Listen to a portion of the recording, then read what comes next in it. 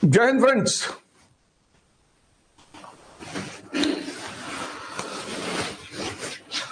उठ जाग मुसाफिर भोर भई, अब रैन कहां तुम सोवत है। और जो सोवत है सो खोवत है, जो जागत है सो पावत है। तो पढ़ाई समझ में आ रही है, कैसे पढ़ना है, कहां गलती हो रही थी।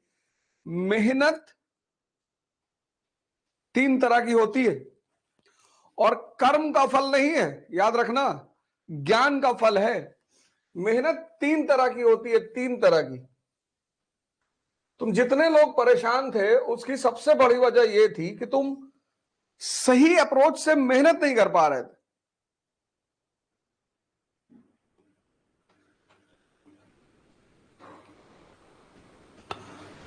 मेहनत तीन तरह की होती है। पहली, फिजिकल लेबर, फिजिकल, जिसको हम मजदूर कहते हैं।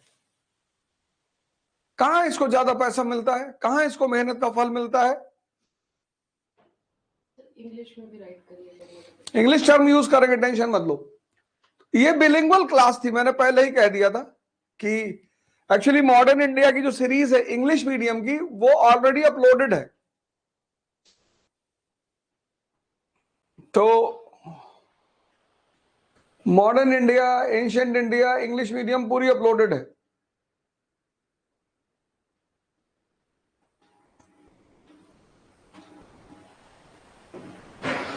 कल वाली क्लास अपलोड हो गई।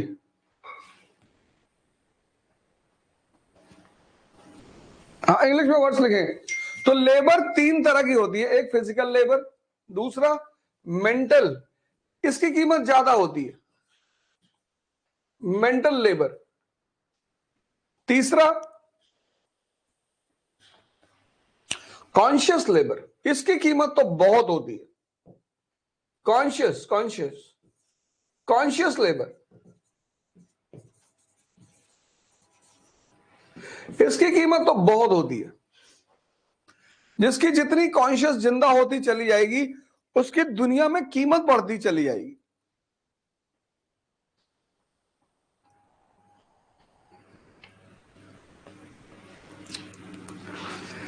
तो जितने लोग मजदूरी करते हैं,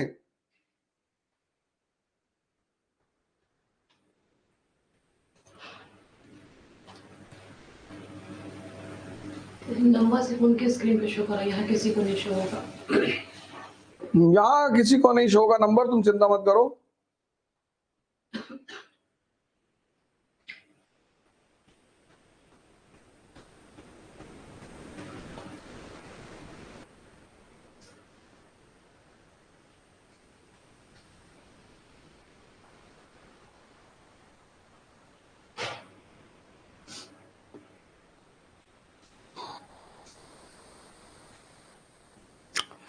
ये तीन तरह की लेबर हैं। अब इतना मत टाइप करो यार, रुक जाओ थोड़ा सा, सब टाइप ही किए जा रहे हो। इंग्लिश हिंदी दोनों में लिखेंगे यार, इतना टेंशन क्यों ले रहे हो। अरे तो अब धीरे धीरे रिलेट करोगे ना, पहला चैप्टर खत्म होने दो, रिलेट होगा। चैप्टर 1 ही सिर्फ ऑनलाइन मिलेगा, बाकी नहीं।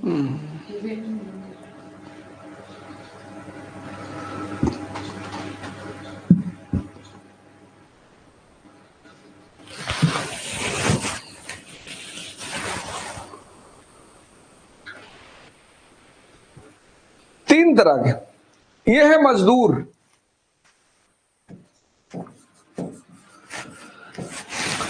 ये है साहब, और ये है भगवान।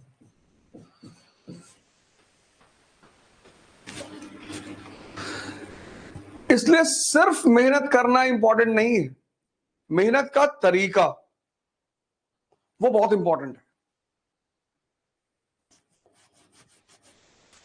देखो, जहांगीर शाह राजक घर में पैदा हुआ, फारूक सियार राजक घर में पैदा हुआ, मोहम्मद शाह रंगीला राजक घर में पैदा हुआ।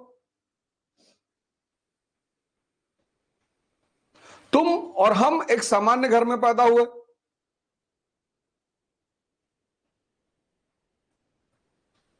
इसलिए भगवान का आशीर्वाद मर्सिडीज नहीं है, भगवान का आशीर्वाद है संतुलित मन। तभी तो मैं तुमसे ध्यान करने को कहता हूं।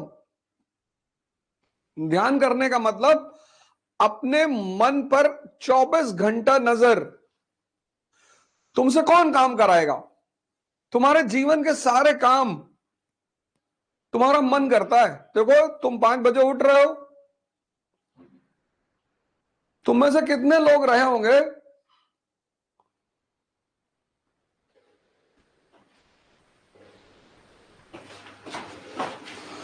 तुम में से कितने लोग रहे होंगे, कितने,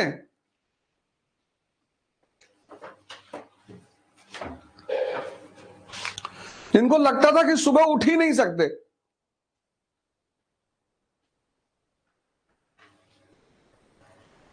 अभी तो मैं तुम्हें ऐसे पॉलिटी पढ़ाऊंगा, ऐसे ही पढ़ाऊंगा पॉलिटी।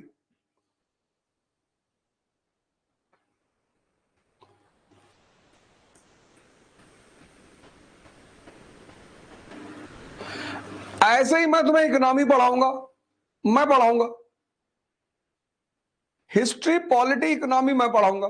3 चीज मैं पढ़ाऊंगा।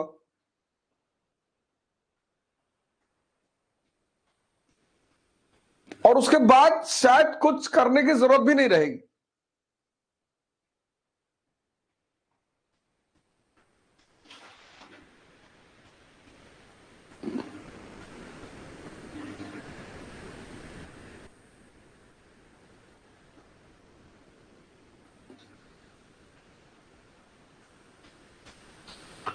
तो अब तुम्हें लेबर, यहां इस 2 तरह के लेबर करना है, श्रमण बनना है।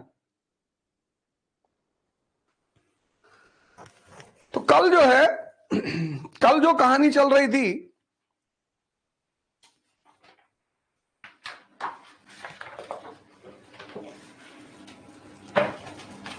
मोहम्मद शाह किंग मेकर है, सैयद ब्रदर।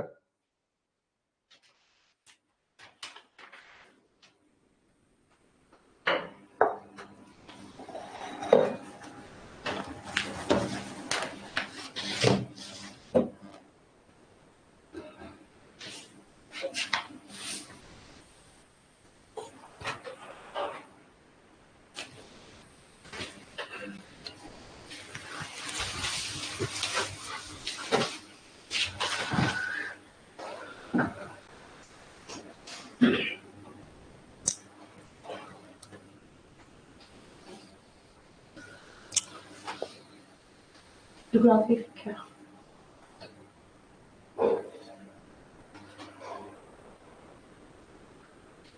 ज्योग्राफी भी पढ़ाएंगे,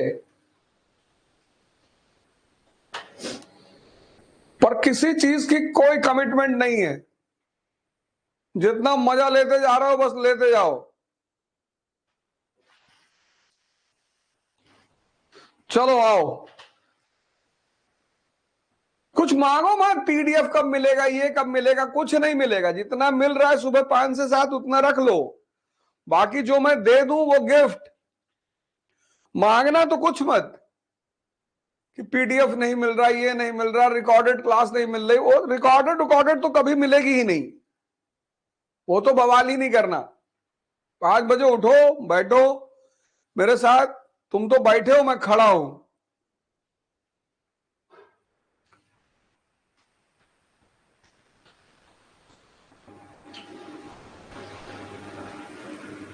मोहम्मद शाह रंगीला,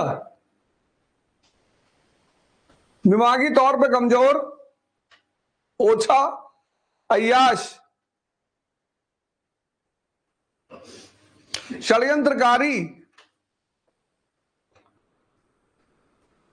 कॉन्स्पिरेटर, घूस लेने वाला, दरबारियों के घूस में हिस्सा लेने वाला, वित्तीय फाइनेंशियल क्राइसिस बरकरार। ये देखो, यही तो 2 समस्याएं थी। मोहम्मद शाह रंगीला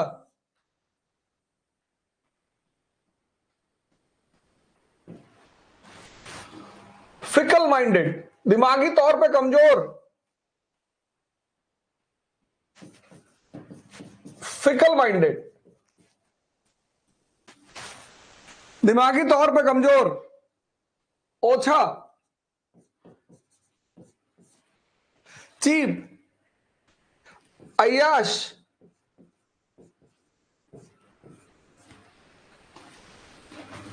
कॉन्स्पिरेटर,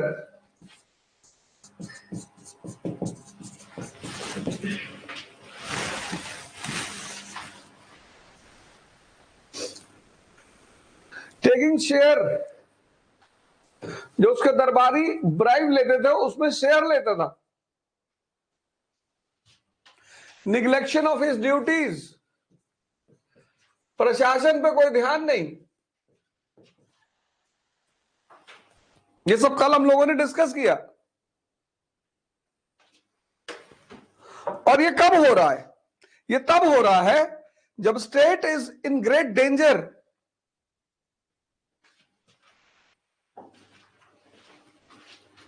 ये कब हो रहा है? जब state is in great danger, great, राज्य खतरे में है। और इस पृष्ठभूमि में, इस बैकग्राउंड में दो घटनाएं घटी बड़ी जबरदस्त। सुन लो, मुगल साम्राज्य को फाइनल ब्लो किसने मारा? सुनो चुपचाप, कुछ मत लिखो, चैट बॉक्स बंद हो गया है। अब लिखते भी रहोगे तो कोई फायदा नहीं। अब कनेक्ट करो, जैसे तुम करो ना, मैं कनेक्ट नहीं कर पा रहा हूं। अब देखो, सारे फैक्ट्स तुम्हारे सामने हैं। 1720 से 1748,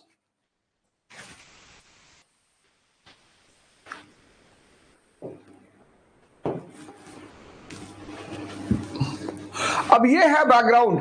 अब देखो कैसे कैसे चीजों को जोड़ा जाता है। ये है बैकग्राउंड। तोपखाना मजबूत है, प्रशासन अभी खत्म नहीं हुआ है, मराठे दक्षिण में है, राजपूत लॉयल है। किसकी जरूरत है? युग पुरुष की।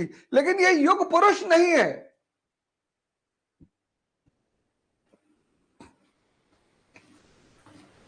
यही साथ में एक दूसरा डायग्राम बना लो कि तोपखाना मजबूत है, आर्टिलरी इज स्टिल स्ट्रॉन्ग, तोपखाना मजबूत है,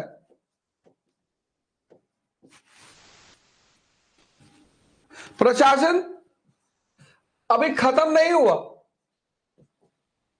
स्टिल सेफ, मराठा दक्कन में,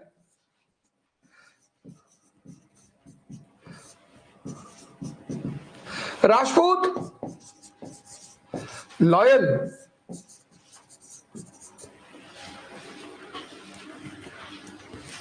देखो, अब इस परिस्थिति में एक युग पुरुष की जरूरत है। एनसीईआरटी कह रही है कि एक युग पुरुष की जरूरत है। युग पुरुष, इंसान कामिल, कोई काबिल इंसान हो, उसकी जरूरत। और ये ऐसा है। अब दोनों डायग्राम सामने रख लो। अब दोनों डायग्राम सामने रख लो, एक पेज पे दोनों डायग्राम बना लो और सामने रख लो।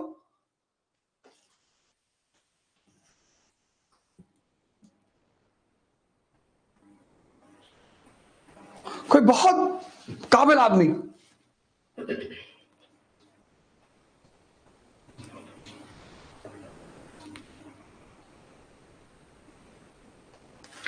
एक आदमी ने इसको समझाने की कोशिश की। अब इस परिस्थिति में दो घटनाएं घटी। पहली घटना 1724, निजामुल मुल्क आ रहे, उसने कहा भाड़ में जाओ, तुमको समझा रहे हैं यार, तुम मान ही नहीं रहे हो, तो भाड़ में जाओ। और निजामुल मुल्क ने दिल्ली छोड़ दिया, हैदराबाद एक अर्ध स्वतंत्र राज्य की स्थापना की। और एनसीईआरटी लिखती है कि यहीं से मुगल साम्राज्य के वास्तविक विघटन की शुरुआत हुई।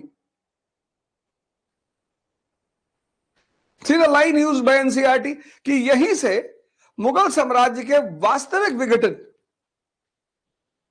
This was the real beginning of disintegration of Mughal empire.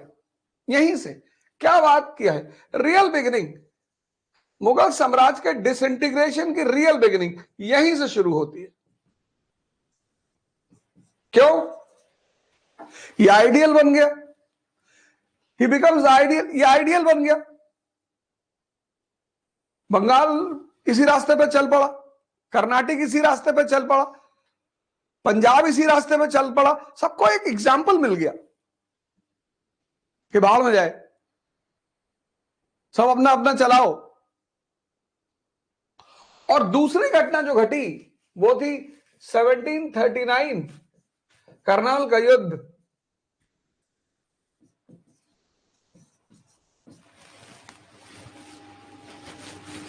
इसके दो परिणाम रहे।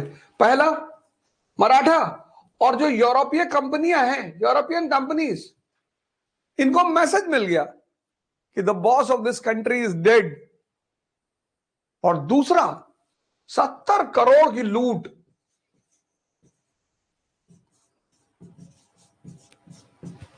ये दो घटनाएं बहुत इंपॉर्टेंट।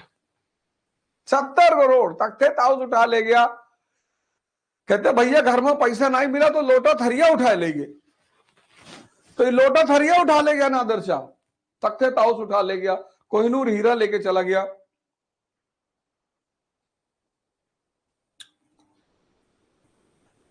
जैसे आज राजनेता कुछ भी कर रहे हैं, ऐसे उस वक्त सादत खान बुरहानुल मुल्क ने नादिर शाह से कहा कि सरकार आप दिल्ली आओ, हम बहुत पैसा दिलाएंगे आपको। उसने कहा अच्छा, कहा हमको वजीर बनवा देना।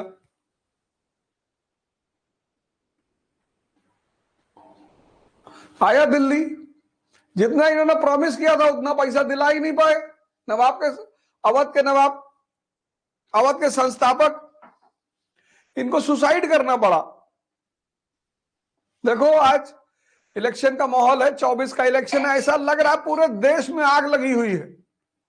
वही कोरोना में ना किसी ने हिंदू पूछा, ना किसी ने मुसलमान पूछा, सब एक दूसरे के लिए प्लेटलेट और खाना क्या क्या बांट रहे थे।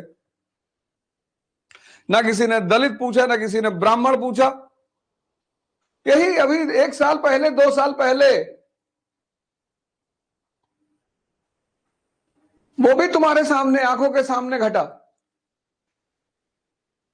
तो ग्रुप टोलियां बना बना के एक दूसरे घर खाना पहुंचा रहे थे, प्लेटलेट मुहैया करा रहे थे,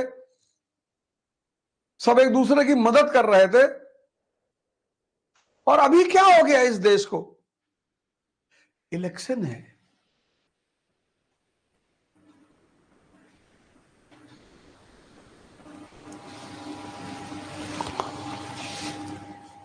हिंदुस्तान के राजनेताओं की हनीमून शुरू हो गया है और इस जनता को वो औरत समझते हैं।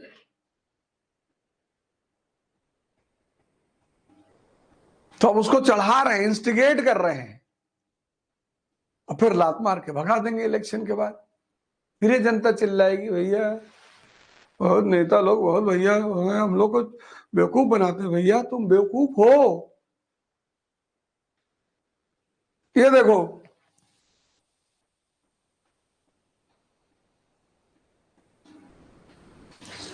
सत्रह 1739, और इसका परिणाम यह हुआ, देयरफॉर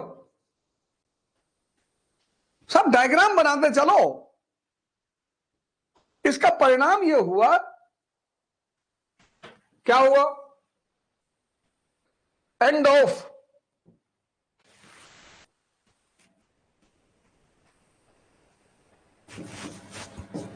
मुगल वंश की प्रतिष्ठा, प्रेस्टिज का अंत।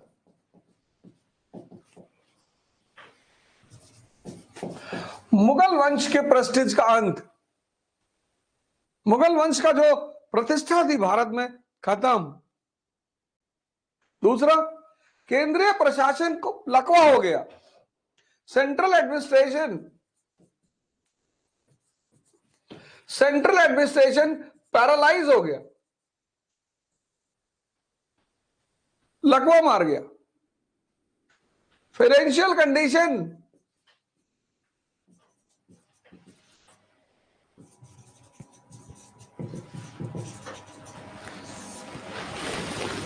डिवास्टेटेड।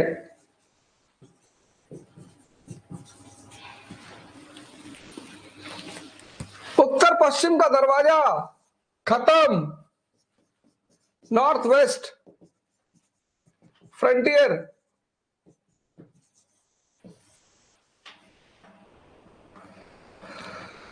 की सेफ्टी लाइन खत्म। ये देखो, इन दोनों घटनाओं का परिणाम मुगल वंश की प्रतिष्ठा का अंत, सेंट्रल एडमिनिस्ट्रेशन को पैरालिसिस, वित्तीय दशा की हालत खस्ता, खत्म। और जो नॉर्थ वेस्टर्न फ्रंटियर है, जहां से विदेशी आक्रमण होते हैं, वो दरवाजा खुल गया। और इसके बाद तो अहमद शाह अब्दाली 1767 1767 जब भी मौका मिलता था मथुरा तक आकर लूट कर जाता था वो।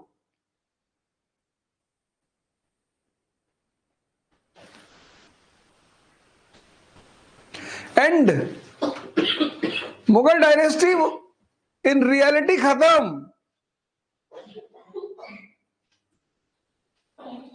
मुगल राजवंश का अंत वास्तविक तौर पर, रियलिटी में, वास्तविक तौर पर, वास्तविक रियलिटी में मुगल जो वंश, राजवंश है, मुगल डायनेस्टी, खत्म।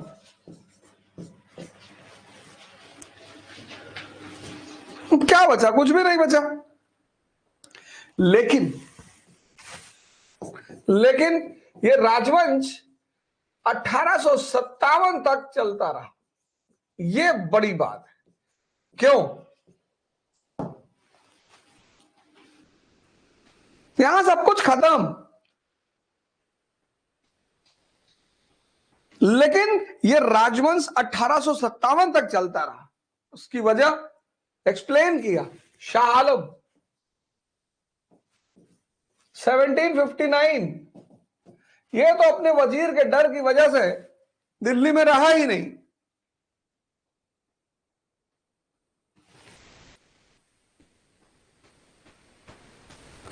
अवध भाग गया शुजाउद्दौला की शरण में। फिर शुजाउद्दौला, शाह आलम और मीर कासिम, इन तीनों ने एक संगठन बनाया। एक लेम, पैर खराब, एक ब्लाइंड, शाह आलम, और एक पागल शुजाउद्दौला। इन तीन लोगों ने संगठन बनाया। एक लेम, पैर खराब, एक अंधा शाह आलम। लेम कौन? मीर कासिम। अंधा कौन? शाह आलम। और पागल शुजाउद्दौला।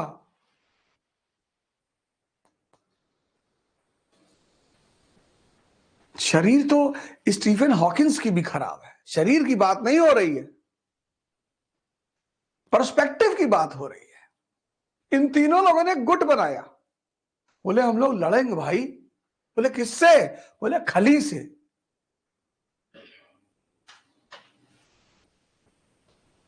(1764) 1764 battle of Buxar.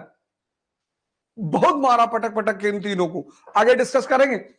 और शाह आलम को 1765 में ईस्ट इंडिया कंपनी ने अपना पेंशनर बना लिया। कहा बादशाह तो इधर आप, चलो तुमको इलाहाबाद बैठाए, और जितना कागज तुमको भेजेंगे उसको दस्तखत करना। तो बंगाल, बिहार और दीवानी, बंगाल, बिहार और उड़ीसा की दीवानी किससे ली? शाह आलम से। क्योंकि वास्तविक तौर पे तो इनकी सत्ता खत्म हो चुकी थी। लेकिन भारतीय जनमानस में ये अभी भी राजा थे।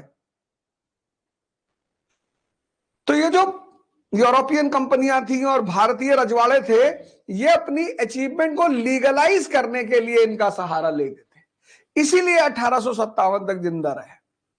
तो 1765 में ईस्ट इंडिया कंपनी ने पेंशनर बना दिया। क्यों बनाया पेंशनर? इनसे दीवानी लिया। कहां की? बंगाल की, बिहार की, उड़ीसा की। देखो, मरा हुआ हाथी भी 1.25 लाख का है। 1772 में इनको मराठा उठा ले गए कि चलो हमारे साथ, मराठे इसको उठा ले गए।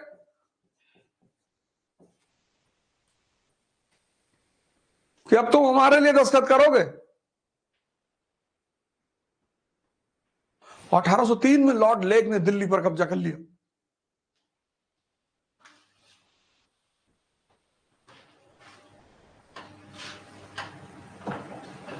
और 1857 के विद्रोह के बाद अब इनकी कोई जरूरत नहीं रही और मुगल राजवंश फाइनली पूरी तरह से खत्म। तो अब 1707, अब एक डायग्राम बनाएंगे। 1707 डेथ किसकी? औरंगजेब की।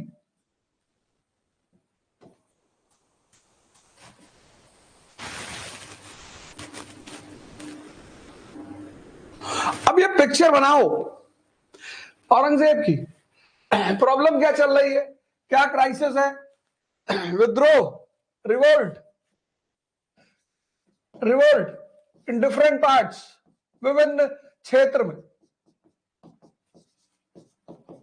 पहला संकट ये, और दूसरा फाइनेंशियल क्राइसिस।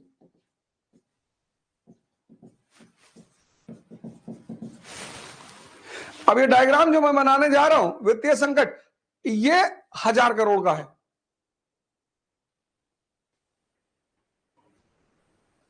इस डायग्राम को मैं बनाऊंगा, इसकी पिक्चर तुम बनाओ अपने मन में, यहां सेव करो, यहां।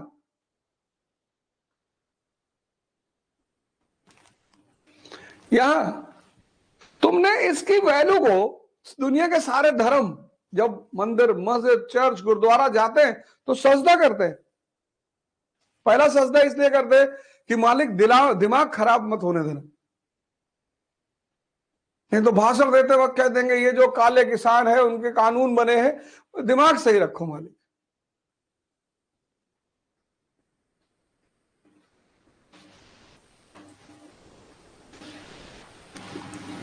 और दूसरा कि मैं इसका इस्तेमाल कर ले जाऊं।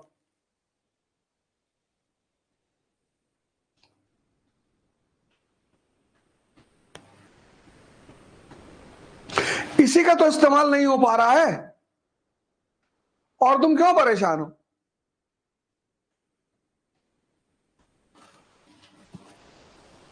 बहुत लोग तो अभी भी रजाई दुप के फोन और निकाल के बस सुन रहे होंगे। उठो यार, बाहर निकलो।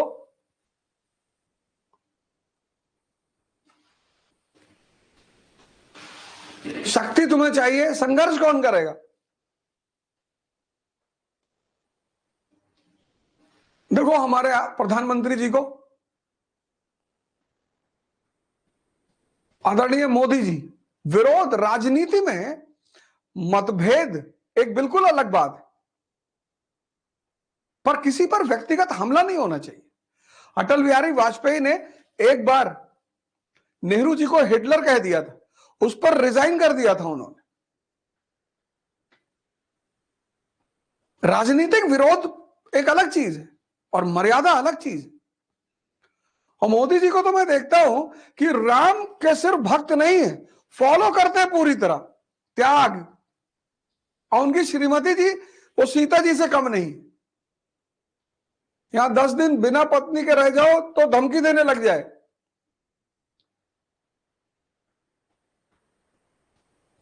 और हनुमान जी उनके अमित शाह जी है। ये अडवाणी जी को उन्होंने परशुराम बना दिया। टर्की में इतना उनको बोला जाता है, टर्की में भूकंप आया। मैं आदरणीय प्रधानमंत्री जी को बहुत बहुत धन्यवाद कहना चाहता हूं, बहुत बहुत। क्या मदद भेजी उन्होंने कि मतभेद एकदम अपनी जगह है, जहां मानवता की बात आएगी वहां भारत का प्रधानमंत्री दुनिया में सबके साथ खड़ा हुआ है, और इस बात के लिए उन्हें सबको उन्हें शुक्रिया कहना चाहिए, सीखना चाहिए उनसे। और राम की तरह शबरियों के साथ बैठे हुए हैं। बनारस गए, जितने वर्किंग कम्युनिटी के लोग थे उनके बीच कुर्सी हटा के जाके बैठ गए। सिर्फ बुरा पक्ष ही देखना बहुत बड़ी बात नहीं होती, और बुराई तो कोई है ही नहीं, राजनीति है, नीतियां बन रही हैं, या तो वो नीतियां आपको अच्छी लगती है नहीं अच्छी लगती, लेकिन इसके लिए कोई भी व्यक्ति मर्यादा का उल्लंघन नहीं करेगा।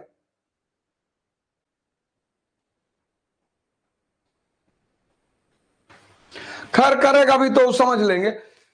तो ये कंडीशन है 1707 में। अब इस कंडीशन में कौन आ रहा है? बहादुर शाह वन,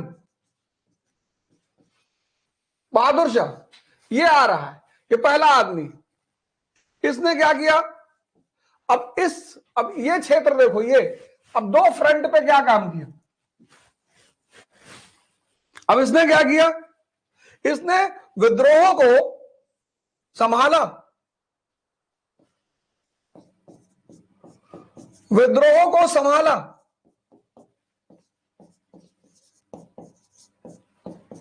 पर उन्हें खत्म नहीं कर पाया।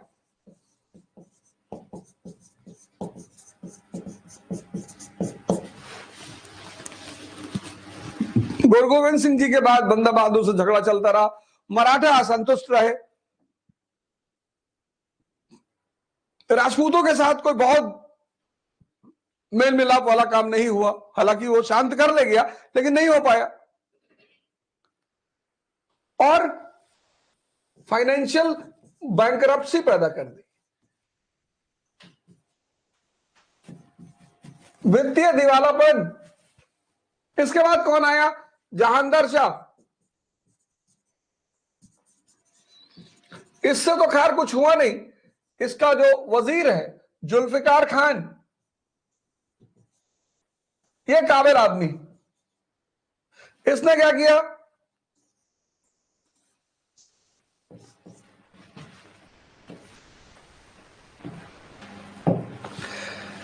इसने क्या किया?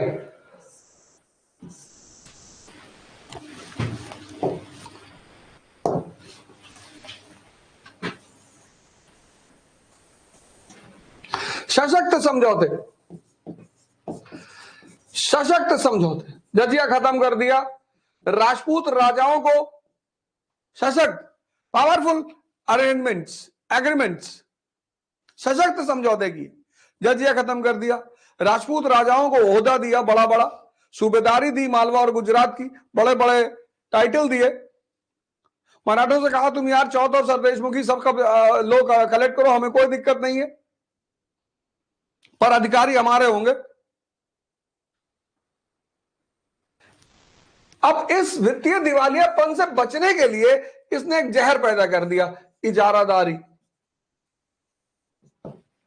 यहां निगेटिव का चिन्ह लगा दो कि वित्तीय दिवालियापन से बचना है तो इजारादारी शुरू कर दी। इसके बाद तीसरा आदमी आ रहा है, फारूक सियार। यहां पे कौन है? Syed brothers, Syed brothers.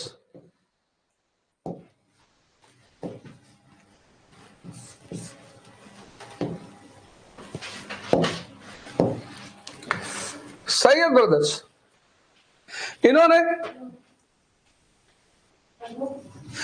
तो हंगामा ही कर दिया, मराठों का सपना पूरा कर दिया, राजपूतों का सम्मान बढ़ाया, सशक्त समझौते का विस्तार, सशक्त समझौते का विस्तार, समझौते का विस्तार, expansion of the strong agreements. इसने संभाला, विद्रोह को संभाला। किसने? बहादुर शाह ने। खत्म नहीं कर पाया। इसने क्या किया? सशक्त समझौता इसके काल में हुआ, जहांगीर शाह के काल में। सब खुश तो हुए पर संतुष्ट नहीं हुए। इसने क्या, इसके काल में, फारूक सियार के काल में सशक्त समझौते का विस्तार, मराठों का सपना पूरा हो गया, मराठा स्वराज। राजपूतों को बड़े पद मिले।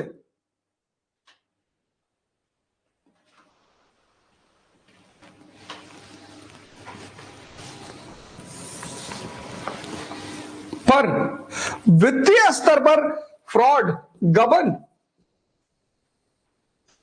गृह युद्ध, सिविल वॉर, ठेकेदार कहां पैसा देगा? ठेकेदार किसी को पैसा ही नहीं देगा।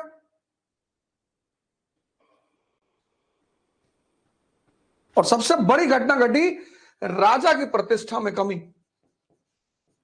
राजा की प्रतिष्ठा, वंश की प्रतिष्ठा नहीं, राजा की प्रतिष्ठा में कमी।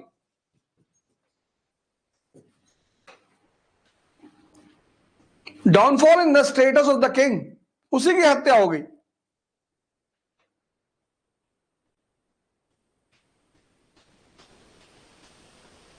इसके बाद मोहम्मद शाह रंगीला,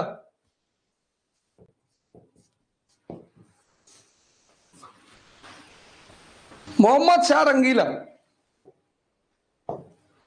इसके काल में क्या हुआ?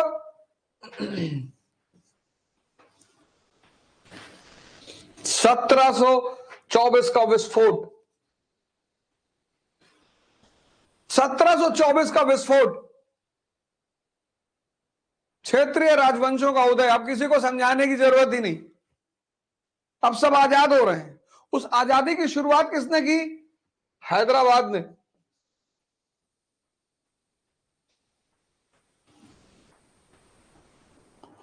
और दूसरी घटना क्या घटी? 1739 का विध्वंस, डिवास्टेशन।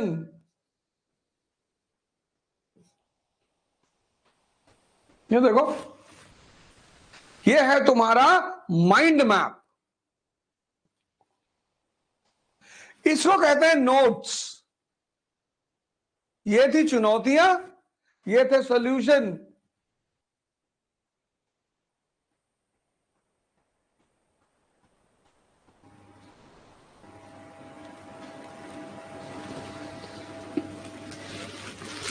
देख लो वो चुनौतियां, रिवोल्ट और फाइनेंशियल क्राइसिस, ये चुनौतियां, ये था समाधान।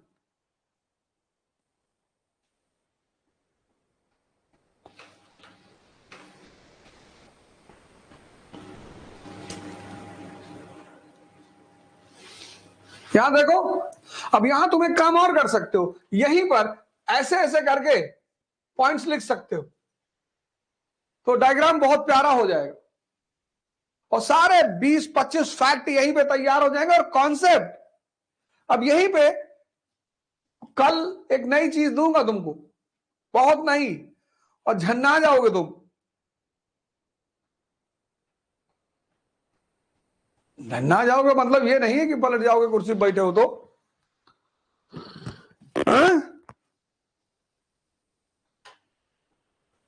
ये जो 501 रुपया दे रहे हो, ये तुम मेरे स्कूल में चंदा दे रहे हो।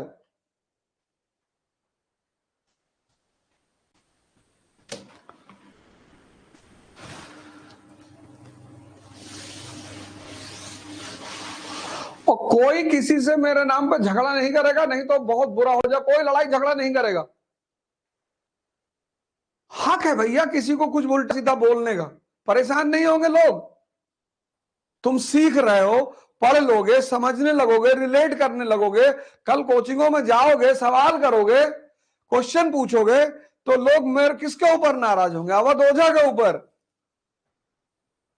ही का उल्टा सीधा सिखा रहे हो। अभी क्या है, तुम क्लास जाते हो, टीचर डिक्टेट कर रहा है, तुम लिख रहे हो, तुम्हारे दिमाग से कोई प्रश्न उठ ही नहीं रहा है।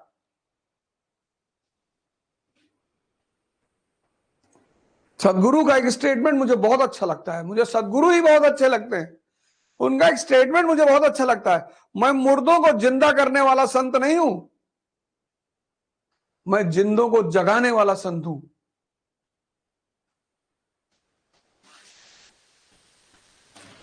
तो मैं तो संत हूं नहीं, लेकिन मैं जिंदों को जगाने वाला शैतान हूं।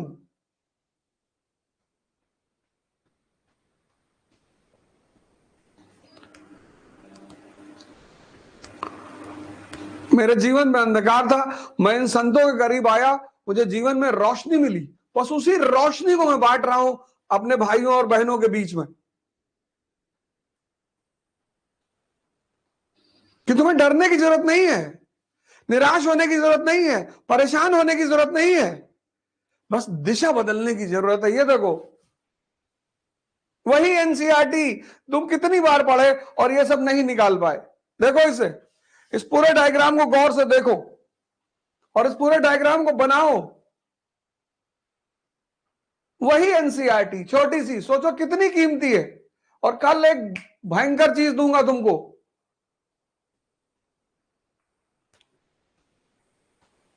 वही एनसीईआरटी तुम कितनी बार पढ़े, ये डायग्राम नहीं निकल पाए, यही तुम्हारा नोट्स होता पहले 4-5 पेज का।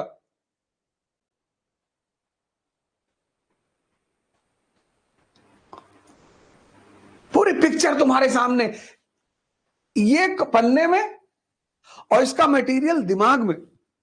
अब ये डायग्राम मोबाइल में सेव कर लो, बैठो company garden Allahabad, Lanka Varanasi, India gate Delhi, Dal झील श्रीनगर, न्यूयॉर्क, लाहौर, कराची, कहीं भी बैठो और इस पिक्चर को देखो, सोचो, मनन करो, दिमाग की क्षमताओं का विस्तार करो। तुम्हारा दिमाग कमजोर नहीं है, तुम्हारा दिमाग खराब है। मेरा भी खराब था।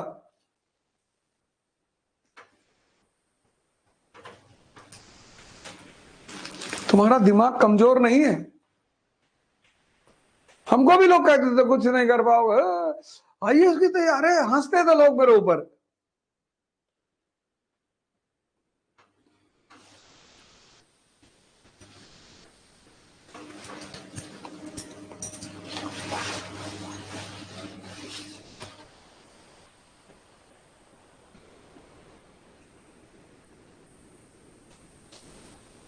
जैसे आज तुम्हारा ऊपर हंसते हैं, ऐसे मेरे ऊपर हंसते थे, कुछ नहीं कर पाओगे।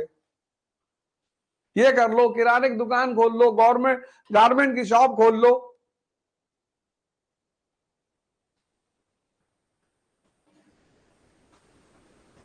पर मुझे आशा की किरण मिली भारत के संतों में। अब 1-2 नोट नकली निकल गया 50,000 की गड्डी में, तो सारे गड्डी सारी नोट फाड़ डालोगे?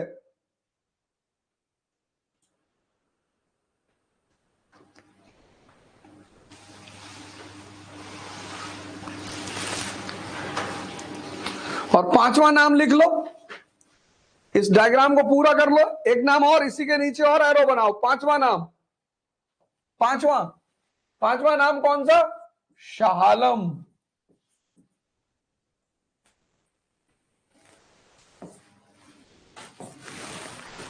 वास्तविक सत्ता खत्म, अब कुछ नहीं करना है। वास्तविक सत्ता खत्म, अब राजा को कुछ नहीं करना है। क्यों? क्योंकि क्षेत्रीय राजवंश को उदय हो चुका है। अब तुम मराठा की चिंता ना करो, सब आजाद हो चुके हैं, स्वतंत्र, क्षेत्रीय राजवंश स्वतंत्र। End of the real power of Mughal emperor, end of the real power. अब कोई पावर ओवर नहीं है, क्योंकि रीजनल स्टेट्स इंडिपेंडेंट हो चुके हैं। तो फिर इनकी क्या भूमिका है? लीगलाइजर की। लीगलाइजर, ये वैधता दे रहे हैं।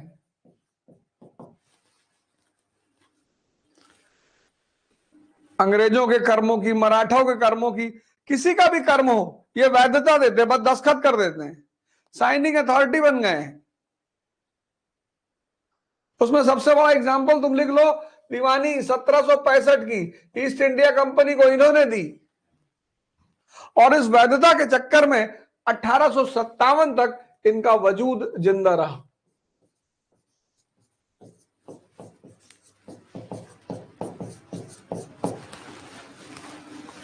ये पहला पिक्चर यहां बनाओ, इसका इस्तेमाल करो यार। कहां फंसे पड़े हो तुम लोग? सब मिलेगा, सब। ये संसार जो है ना, जिस संसार के पीछे तुम दौड़ रहे हो, ये संसार शक्ति का गुलाम है।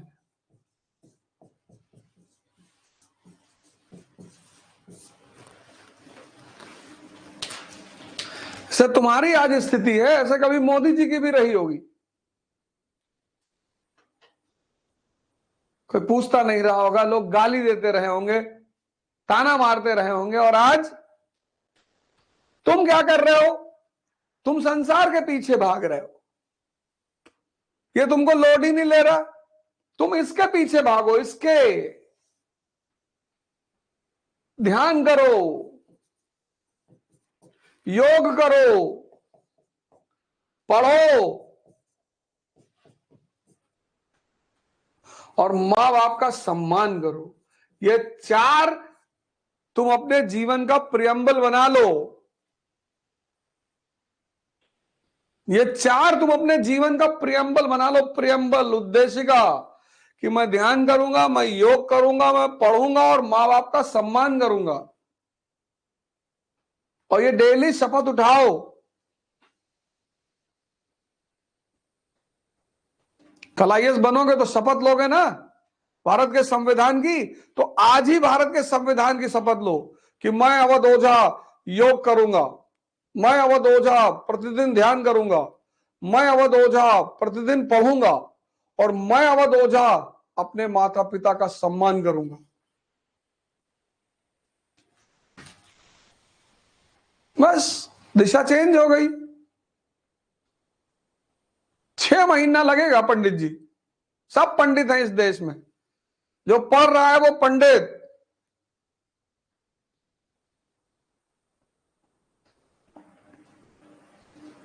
और जो पढ़ते पढ़ते जाग जाएगा वो ब्राह्मण। Example doctor Ambedkar.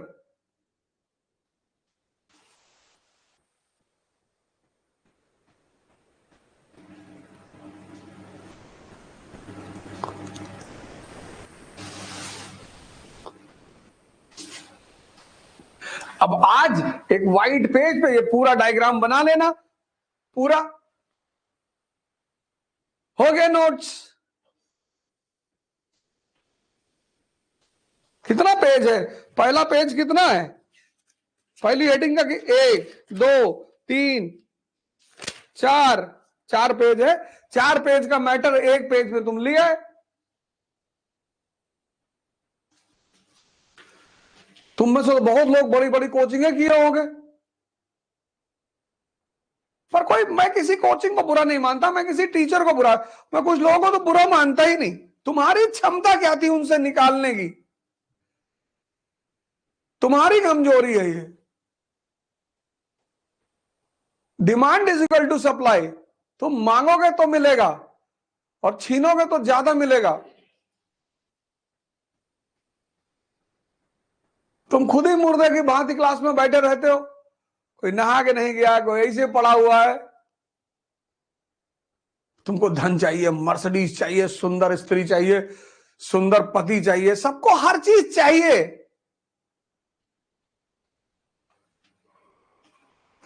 दोगे क्या?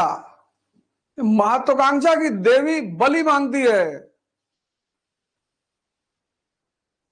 जो महत्वाकांक्षा की देवी है ना, ये बलि मांगती है, बलि। तो किसकी बलि चढ़ाओगे? अपने आलस्य की।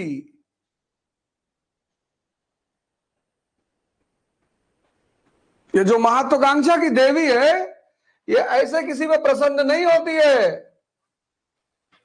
महत्वाकांक्षा की देवी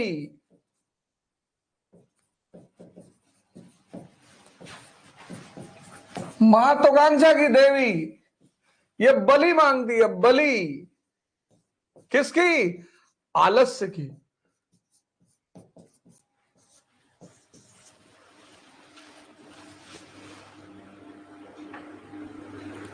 किसकी? नेगेटिविटी की। इस दुनिया में कौन अच्छा है? सब मानव है यार, सब में कुछ ना कुछ है, सबकी बुराई है, क्यों देख रहे हो?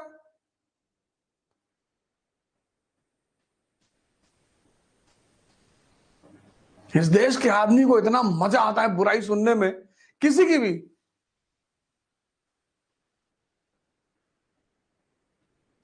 कबीर ने चिल्ला चिल्ला के कहा, बुरा जो देखन मैं चला, बुरा ना मिलिया कोई, और जो घर जो मन देखूं अपना, मुझसे बुरा ना कोई।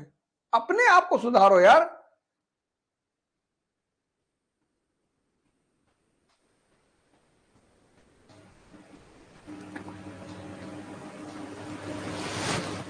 आकाश,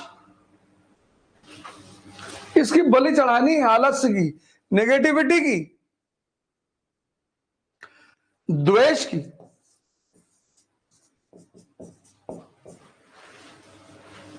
ईर्ष्या की।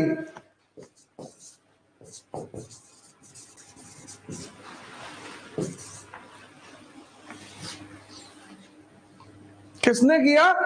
श्री राम ने किया।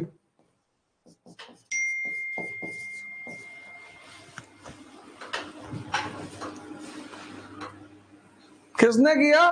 भगवान कृष्ण ने किया।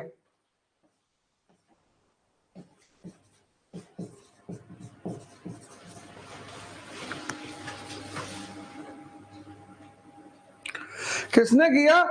हजरत मोहम्मद ने किया।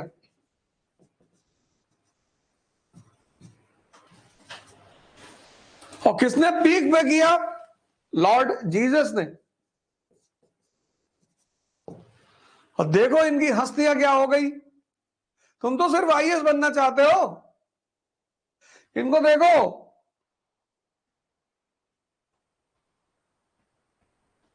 भगवान बुद्ध, एक आदमी उनके चेहरे पे थूक दिया, उन्होंने चद्दर उठा के पोंछ लिया। आनंद गुस्से में आए, रोका उन्होंने। अरे बोले यार, इसकी मां जी टेंशन में है बेचारा, 3 अटेम्प्ट प्री नहीं निकला इसका, परेशान है। क्लास 6 से जो उसकी गर्लफ्रेंड थी, उसके दोस्त के साथ चली गई, उसका पीसीएस हो गया था।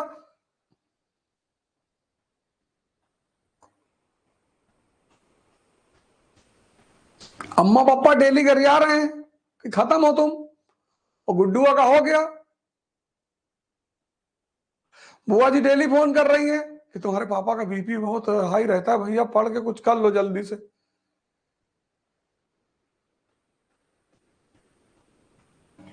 गांव भर के लड़के चिढ़ा रहे हैं कि कलेक्टर आए हैं, कलेक्टर। रिक्शा वाला तमीज से बात नहीं करता।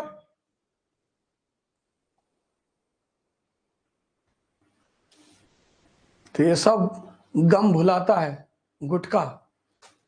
हेला भाड़ में गई दुनिया, बाद में देखा जाएगा।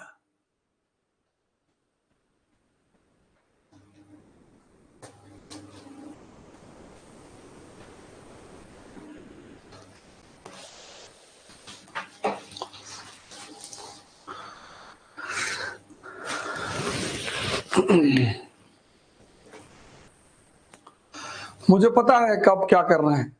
ध्यान यही तो सिखाता है, यही सब तो सिखाता है। और क्या करता है ध्यान?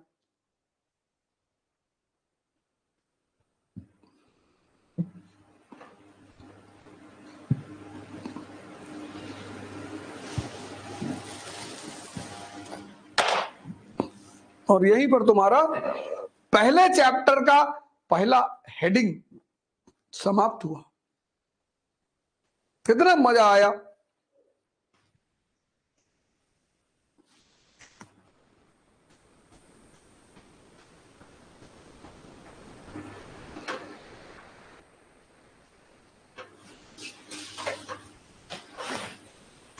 हमसे मत कहा करो ये सर इस पे बोल दीजिए, उस पे बोल दीजिए। कुछ बोलने वोलने के मत क्या करो, मुझे जब जहां बोलना होता है मैं बोलता हूं।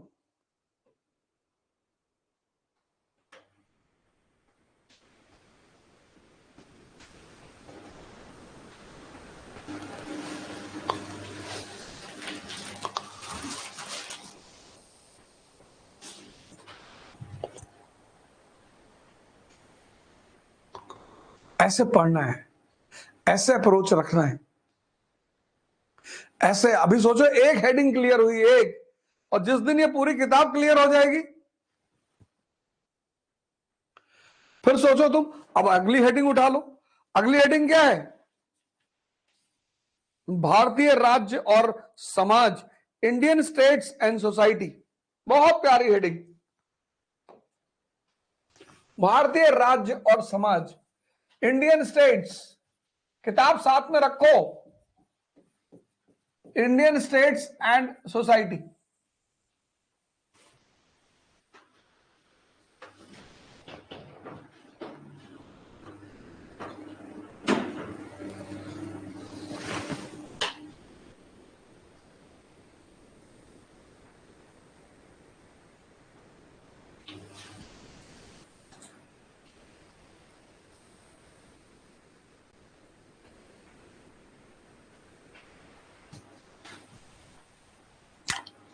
अब 18वीं शताब्दी में के सेकेंड पार्ट में, यानी 1750 के बाद मुगल साम्राज्य का अंत, after 1750s, end of Mughal dynasty. 1750 के बाद मुगल राजवंश का अंत, वास्तविक रूप में, इन रियलिटी।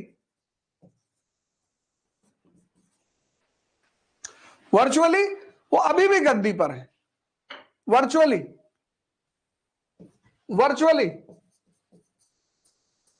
वो गद्दी पर है, वो थ्रोन पर है, लेकिन अब उनका शासन सिर्फ दिल्ली में।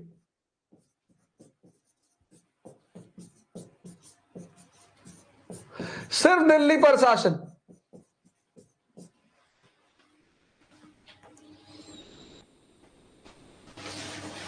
तो बाकी भारत कैसे चल रहा है? अब यहां पे क्वेश्चन मार्क लगाओ, यहीं पे एक क्वेश्चन लिखो कि फिर बाकी भारत, रेस्ट ऑफ इंडिया, बाकी भारत को कौन चला रहा है? यहीं पे तुम एक क्वेश्चन बनाओ, क्वेश्चन मार्क लगाओ, खुद से क्वेश्चन करो कि 1750 के बाद वास्तविक तौर पर मुगल सत्ता का अंत, उनका शासन क्षेत्र दिल्ली, तो बाकी भारत को कौन चला रहा है?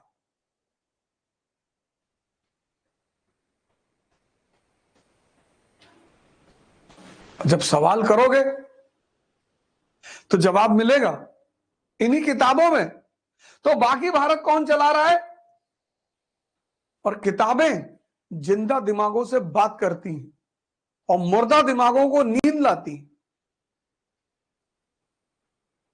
तो बाकी भारत को कौन चला रहा है?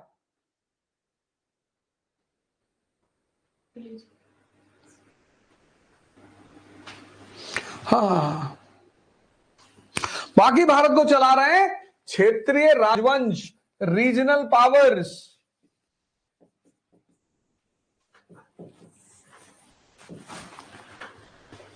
क्षेत्रीय राजवंश, क्षेत्रीय। ना मेरा घर कोई ना आना, मैं इस वक्त कानपुर में हूं।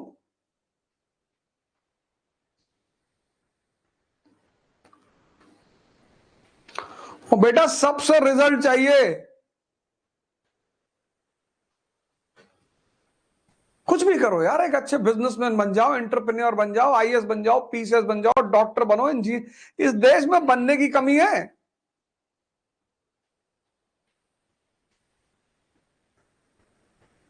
पीडीएफ वूडीएफ कुछ नहीं मिलेगी, चुपचाप बैठे रहो, जितना पढ़ा रहा है उतना पढ़ो। पीडीएफ कब मिलेगी? कोई कमिटमेंट किसी चीज का नहीं है।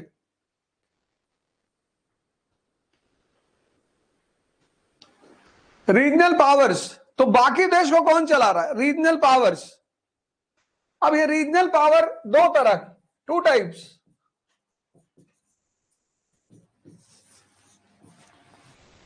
दो तरह की रीजनल पावर्स। पहला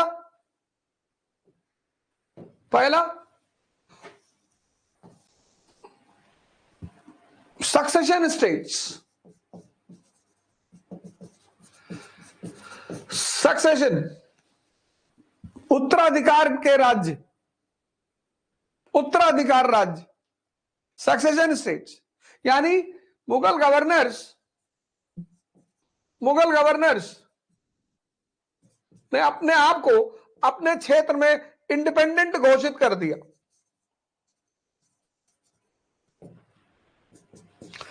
मुगल गवर्नर्स, इसको सक्सेशन स्टेट बोलते हैं। जैसे बंगाल, जैसे अवध, जैसे हैदराबाद, इसको बोलते हैं सक्सेशन स्टेट्स, उत्तराधिकार राज्य। ये पहला ग्रुप था, उत्तराधिकार राज्य। और दूसरा ग्रुप था विद्रोह के परिणाम स्वरूप जन्म, birth in the background of revolts.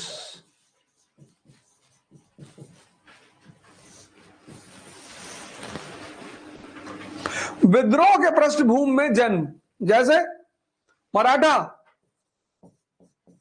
जैसे जाट, जैसे सिख। ये दो तरह के राज्य।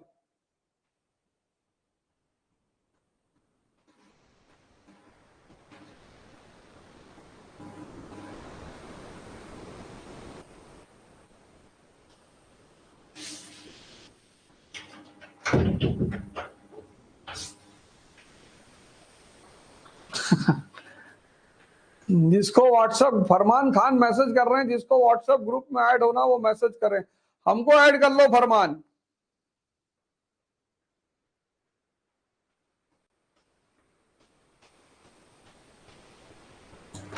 अरे फाइनेंशियल क्राइसिस राज्य को है। जैसे आज हिंदुस्तान सरकार के पास पैसा नहीं है, लोगों के पास तो बहुत है। सोचो बेटा, यही तो सोचना है। यही हाल तो कंपनी का हुआ था 1770 में। कंपनी गरीब थी, बैंक ऑफ इंग्लैंड से 10 लाख पाउंड का लोन मांगा और कंपनी के अधिकारी बोरा में रुपया भर के ले जा रहे थे। तभी तो रेगुलेटिंग एक्ट आया था 1773 का। राज्य गरीब है, जनता नहीं। और लूटना किसको है? जनता को।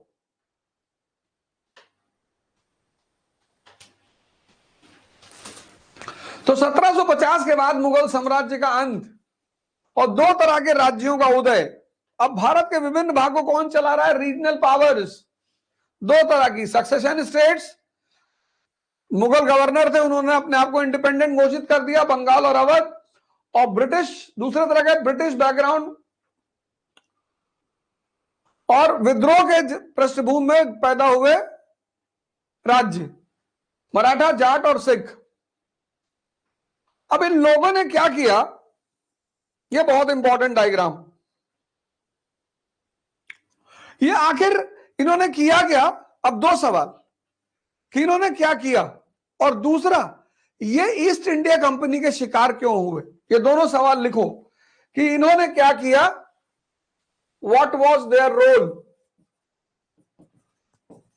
व्हाट वॉज देयर रोल, इनकी क्या भूमिका थी। और दूसरा क्वेश्चन लिखो कि why they became the victim of East India Company. ये दो सवाल लिखो कि इनकी भूमिका क्या थी, क्या किया इन्होंने, और दूसरा कि ये ईस्ट इंडिया कंपनी के शिकार क्यों हुए।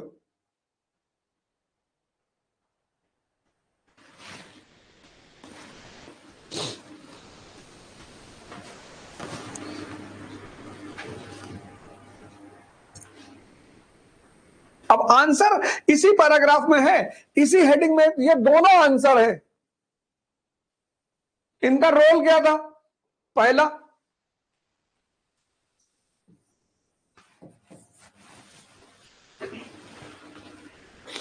इनका रोल यह था कि इन्होंने लॉ एंड ऑर्डर को मेंटेन किया।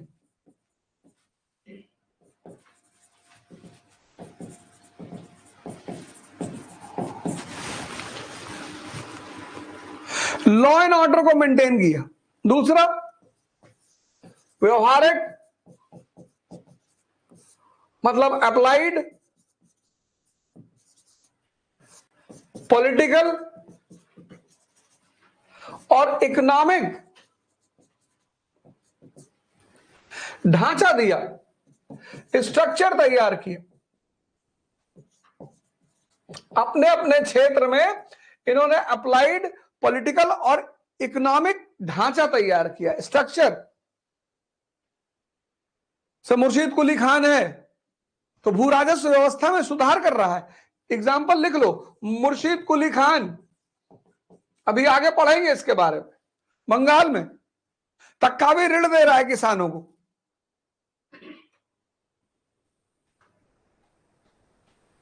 सिर्फ असल जमा, जो जमा की राशि है बस वही मांग रहा है किसानों से।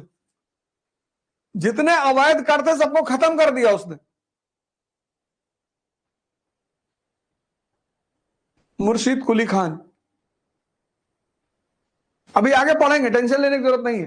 तो लॉ एंड ऑर्डर मेंटेन किया, व्यवहारिक मतलब अप्लाइड पॉलिटिकल और इकोनॉमिक ढांचा अपने अपने क्षेत्रों में निर्मित किया, क्योंकि सब कुछ कोलैप्स हो चुका है, प्रशासन लकवाग्रस्त हो चुका है।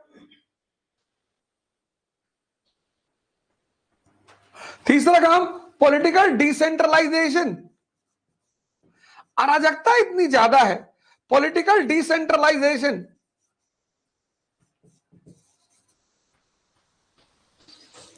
राजनीतिक विकेंद्रीकरण किसके हाथ में?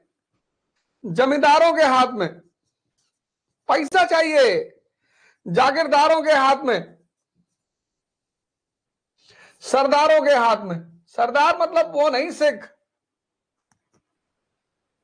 जो क्षेत्रीय छोटे छोटे सरदार थे उनसे समझौता कर लिया।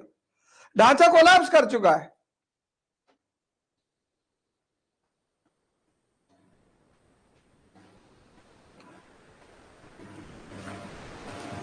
लॉ एंड ऑर्डर मेंटेन किया, अप्लाइड पॉलिटिकल इकोनॉमिक ढांचा तैयार किया अपने क्षेत्र में, पॉलिटिकल डिसेंट्रलाइजेशन किया।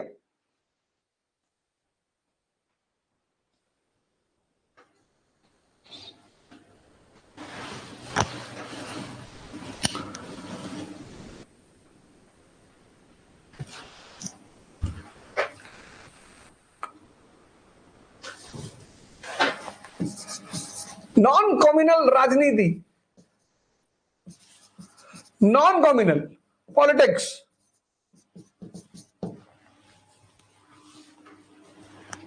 नॉन कम्युनल कौन है? हैदराबाद के निजाम का सलाहकार पूरन चंद। कौन है? मुर्शीद कुली खान का सलाहकार रामजीवन। अभी आगे लिखेंगे सब। कोई डिस्क्रिमिनेशन नहीं किया, no discrimination, generally no discrimination. Trade and commerce को बढ़ावा दिया, promotion to trade and commerce.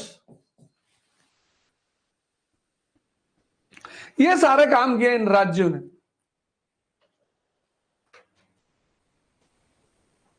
अब पिक्चर बनाओ, मुगल साम्राज्य खत्म हो चुका है, मुगल डायनेस्टी खत्म हो चुकी है।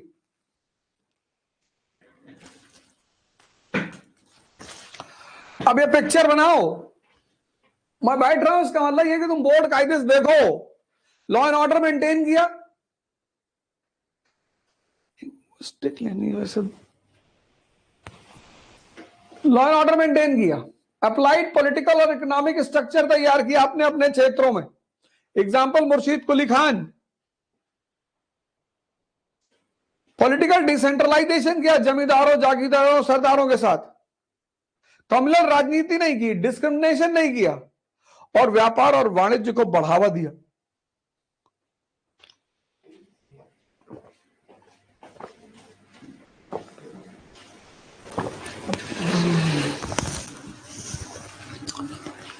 व्यापार और वाणिज्य को बढ़ावा दिया।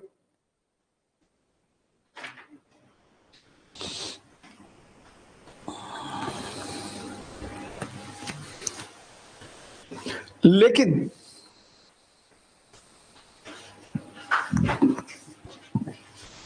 बट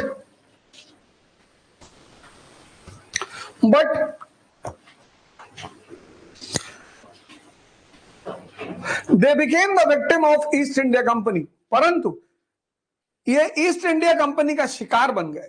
क्यों?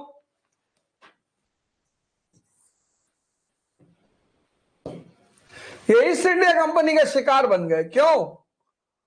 क्योंकि 17th सेंचुरी से जो फाइनेंशियल क्राइसिस शुरू हुई थी,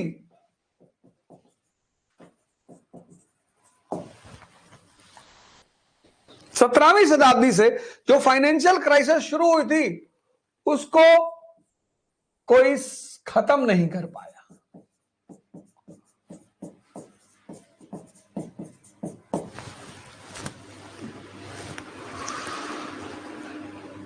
वो फाइनेंशियल क्राइसिस जो औरंगजेब को खा गई, बहादुर शाह को खा गई, जहांगीर शाह को खा गई, फर्रुखसियार को खा गई, मोहम्मद शाह को खा गई, उसको कोई खत्म नहीं कर पाया।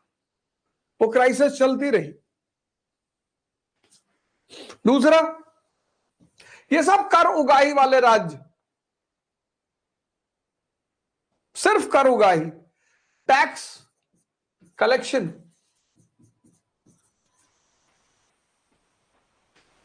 सिर्फ कर उगाही वाले राज्य,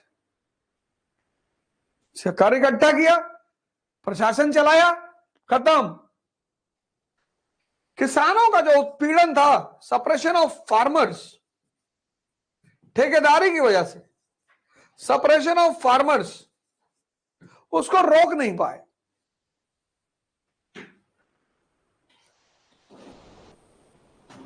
कि महाजन, जमींदार, साहूकार,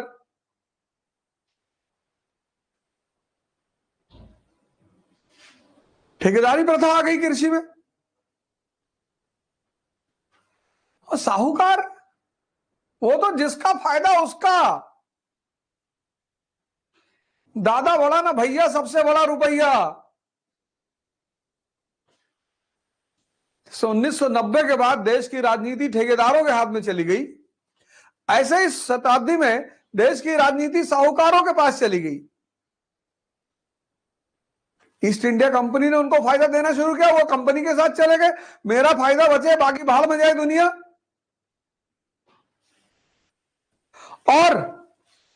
और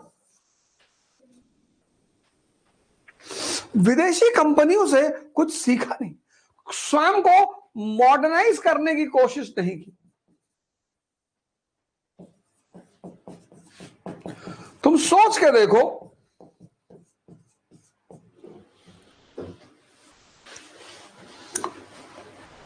के देखो, फ्रांस के व्यापारी यहां मौजूद हैं, ब्रिटेन के व्यापारी यहां मौजूद हैं, और वो कहां से कहां पहुंच चुके हैं। 15th सेंचुरी से जो बदलाव शुरू हुआ यूरोप में, renaissance, geographical discovery, enlightenment era,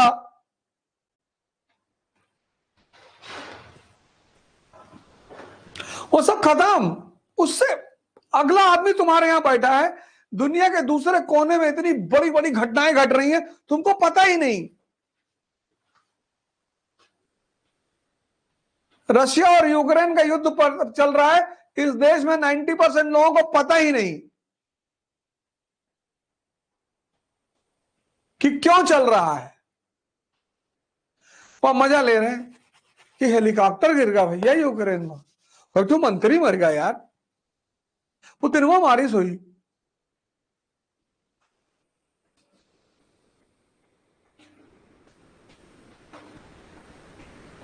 budget आया है, इस देश के 90% आदमी को नहीं पता होगा।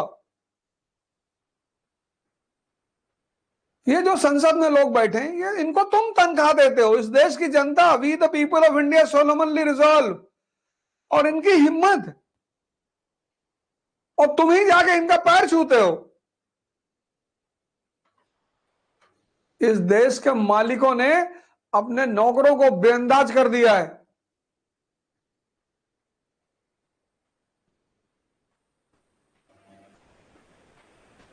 तुम्हारा नौकर 1000 रुपया लेके बाजार सामान खरीदने गया, लौट के आया, तुमने हिसाब ही नहीं मांगा, अब उड़ाएगा तो है ही है।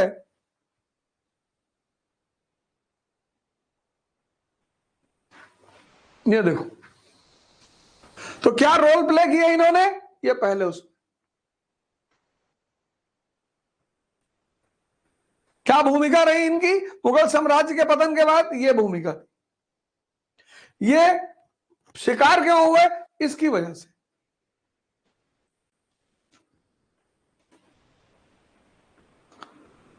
देखो, मैं डॉक्टर अंबेडकर को इसीलिए बहुत मानता हूं, बहुत।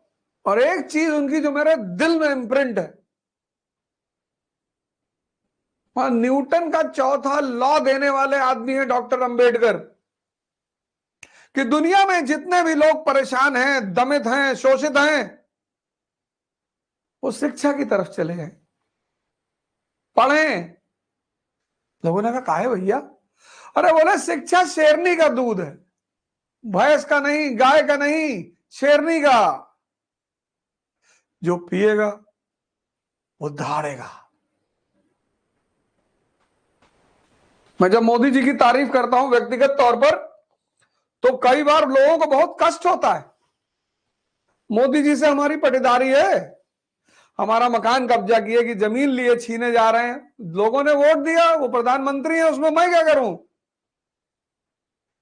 जो लोग उनसे खुश नहीं है वो फिर से वोट उनके विपक्ष में दे दें, वो हट जाएंगे। लेकिन व्यक्तिगत तौर पर मैं उनको बहुत मानता हूं, क्योंकि संघर्ष,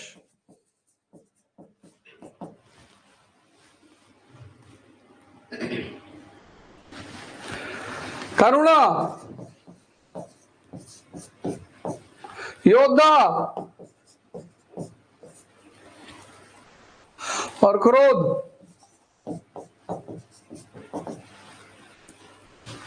ये सब, ये देखो भगवान श्री, मैं कहता हूं ना, पैगंबर हिंद श्री राम, मोदी जी क्यों महान बने? उन्होंने इनकी पूजा नहीं की, इनको आदर्श माना। संघर्ष, उनका जीवन देखो, आरएसएस के एक कार्यकर्ता से भारत का प्रधानमंत्री, ये बात तुम्हें प्रभावित नहीं करती? हर व्यक्ति से कुछ ना कुछ सीख लो। प्रभु राम ने घर छोड़ा, उन्होंने भी छोड़ा। करुणा, टर्की का मुद्दा देख लो, इतना लोग उनसे कहते हैं, ये देखो नरेंद्र मोदी आरएसएस के कार्यकर्ता से पीएम, हालांकि वो कहते हैं मैं चाय बेचता था, पर मैं नहीं मानता। वो सपनों के व्यापारी हैं, सपना दिखना भी जानते हैं और सपना दिखाना भी जानते हैं। देख लो टर्की वाले मुद्दे पे कि मुसलमानों से नफरत करते हैं, योद्धा हैं।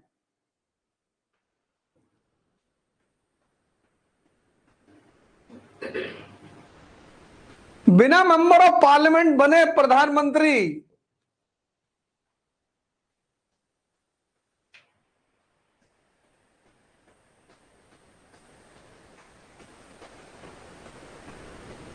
और क्रोध, राज्यसभा के भाषण में लोगों ने देखा ही, कहा मुझे मत छेड़ो।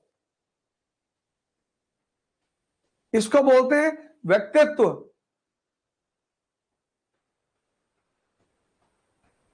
मोदी जी श्री रामचंद्र की पूजा नहीं करते, फॉलो करते हैं।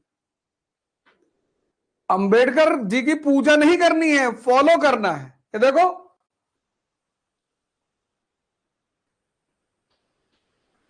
तुमको आश्चर्य नहीं लगता कि वो कहते थे मैं चाय बेचता, चलो ना भी बेचते रहो या बेचते रहो, लेकिन एक सामान्य आदमी प्रधानमंत्री दूसरा टर्म, तीसरा कह रहे मैं बनने जा रहा हूं, अब की बार 400 के पार। मैं नहीं कह रहा हूं।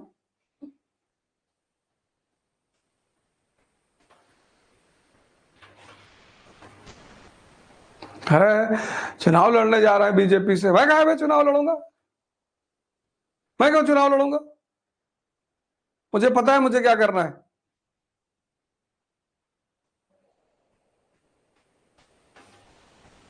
राक्षस राज बाली, भगवान आए मांगने के लिए। भगवान राक्षस राज, वानर राज नहीं, राक्षस राज बाली। शुक्राचार्य ने पहचान लिया कि ये तो विष्णु भगवान है, तुमको धोखा देने हैं। बोले आए होंगे, मेरा काम है दान करना, मेरे दरवाजे पे जो भी आएगा मैं दान करूंगा। भगवान है तो क्या हुआ? अरे बोला तुमको धोखा देगा, बोले देने दो। भगवान ने कहा 3 पग जमीन चाहिए, बोला ले लो। 2 पग में सारा ब्रह्मांड कब्जा। भगवान ने कहा तीसरा पैर, उसने कहा मेरे सर पे रख दो। है राक्षस, कोई बात नहीं।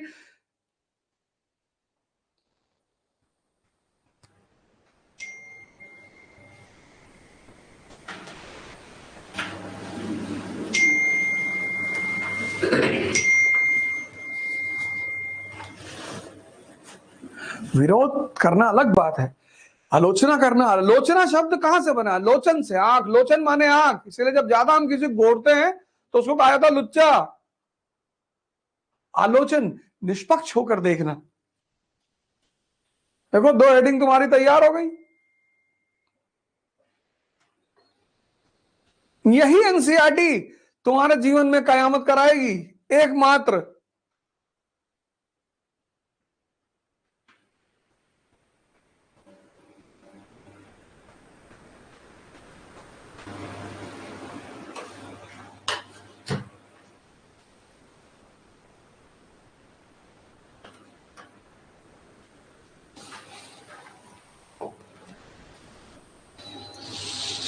अगली हेडिंग,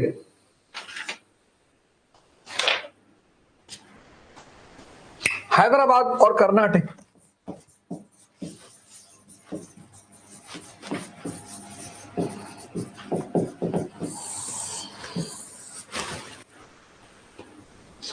हैदराबाद और कर्नाटक।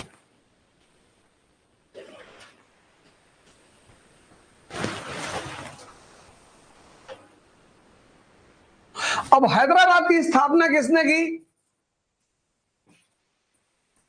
निजामुल मुल्क ने। क्यों की? क्वेश्चन मार्क लगाओ यहां। क्यों की? कोई तो वजह रही होगी, क्यों छोड़ के आया वो? उसने सैयद बंधुओं को हटाया। सैयद बंधुओं को हटाया, उसकी अहम भूमिका रही सैयद बंधुओं को हटाने में। 1720 से 22 दक्कन का प्रभारी, इंचार्ज ऑफ दक्कन। 1722 से 24 मुगल साम्राज्य का वजीर।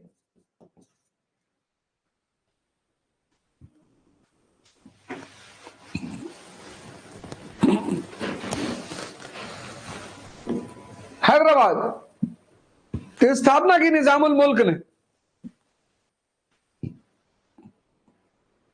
सैयद बंधुओं को हटाया। 1720 से 22 दक्कन का प्रभारी, इंचार्ज ऑफ डेक्कन। 1722 से 24 मुगल साम्राज्य का वजीर। फिर क्या जरूरत पड़ गई? फिर क्या जरूरत पड़ गई?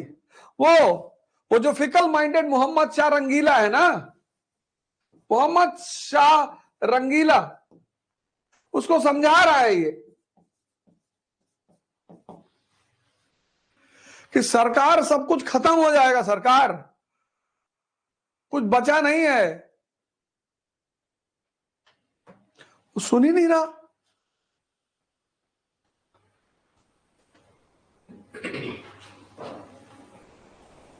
तो जब भी राजा तुम्हारी अच्छी बातों को नहीं सुन रहा है ना, उस राजा का त्याग कर देना चाहिए।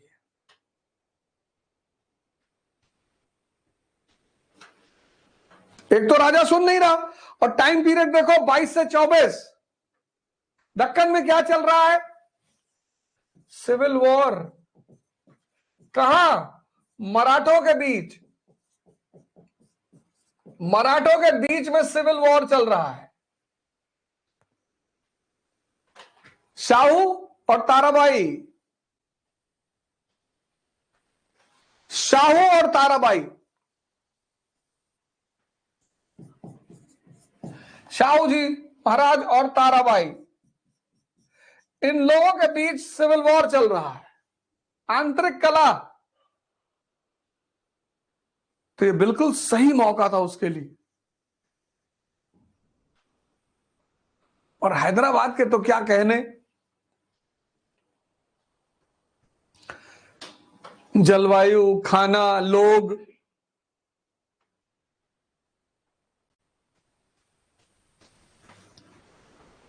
हैदराबाद चले हो तो वहां का आदमी पहले तुम्हें बिरयानी खिलाने लेके भागेगा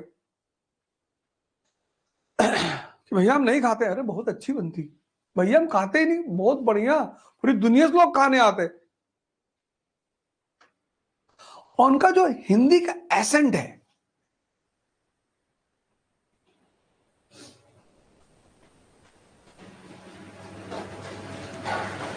असद साहब जब प्रधानमंत्री जी का नाम लेते तो कहते मोदी, मोदी, मोदी जी नहीं कहते हो, मोदी। अच्छा लगता है उनके मुंह से।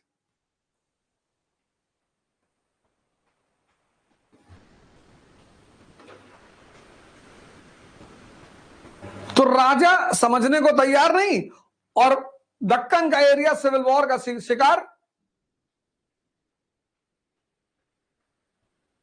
और ये एक सुनहरा, ग्रैंड अपॉर्चुनिटी,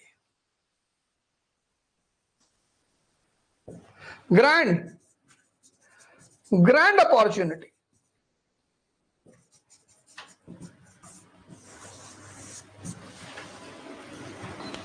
तो राजा सुनने को तैयार नहीं। दिल्ली षड्यंत्र का केंद्र, न करेंगे न करने देंगे। ये पॉइंट भी ऐड कर लो, दिल्ली षड्यंत्र का केंद्र, Delhi the centre of conspiracies.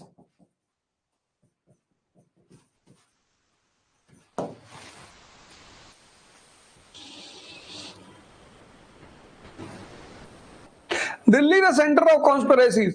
राजा सुनने को तैयार नहीं। नादिर शाह ने हमला किया, दरबार में मुर्गा लड़ा रहा है।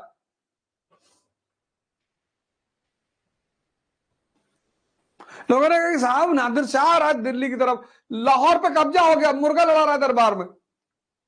कहा रहा होगा नादिर शाह ने पकड़ के बंदी बनाया, मुर्गा बनाया 2 दिन। कहा अंकल जी गलती हो गई। बोले ये कौन है?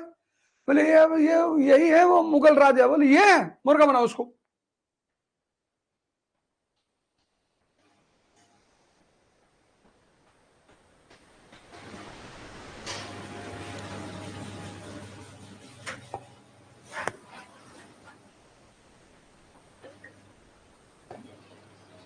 और 1724 में निजामुल मुल्क ने हैदराबाद राज्य की स्थापना कर दी। इससे क्या हुआ कल चर्चा करेंगे। हैदराबाद, कर्नाटक, बंगाल, राजपुताना, कल पूरा डायग्राम बनाएंगे सारे राज्यों का।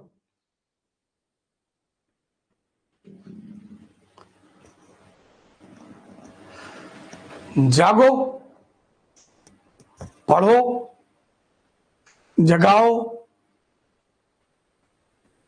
अपना, अपने समाज का, अपने राष्ट्र का और इस पूरे विश्व का कल्याण करो। खड़े हो जाओ।